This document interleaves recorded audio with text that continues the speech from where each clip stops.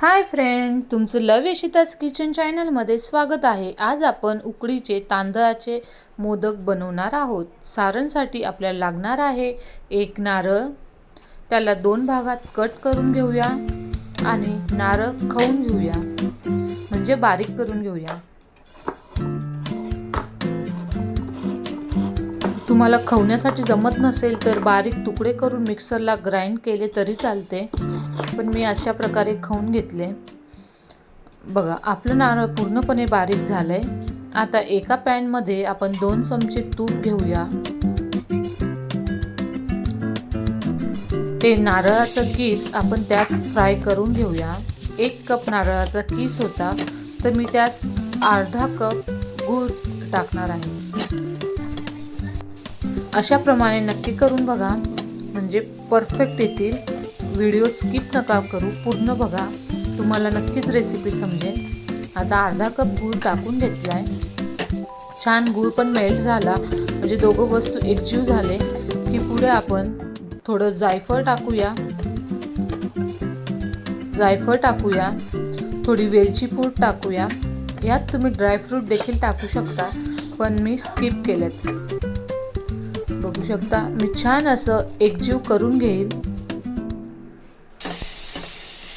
सारण जास्त ओलं देखील नाही झालं, जास्त कोरडं देखील नाही झालं, बरोबर आलं।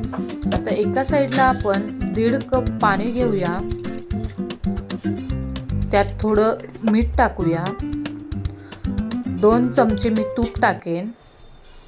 छान उकळी आली की आपण 2 कप पीठ टाकून घेऊया। 2 वाटी पीठ घेतले।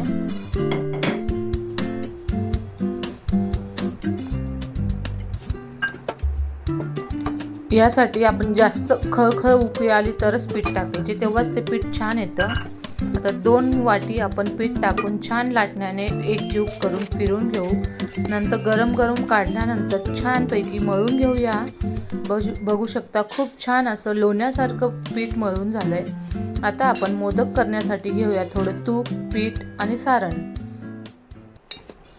आता बघा, मी छान असं मळून घेऊन एक एक गोळा करून मोदक तयार करण्यासाठी घेऊ।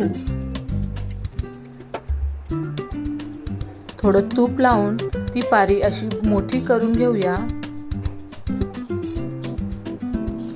बारीक करून घेऊया, कडा बारीक करूया आणि 3 बोटांनी अशा चिमट्यामध्ये पकडून अशा बारीक बारीक कळ्या पाडून घेऊया। अशा प्रकारे केलं तर तुमचा मोदक खरंच खूप छान येतो आणि फुटणार देखील नाही। आतमध्ये सारण टाकून आपण त्या कळ्या बंद करून घेऊया।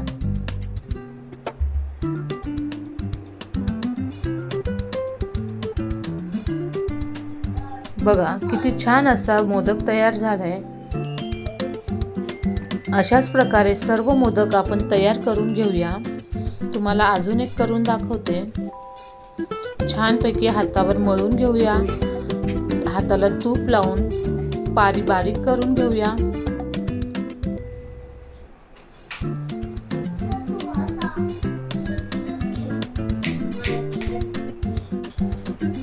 तीन बोटांनी कळ्या पाडून घेऊया।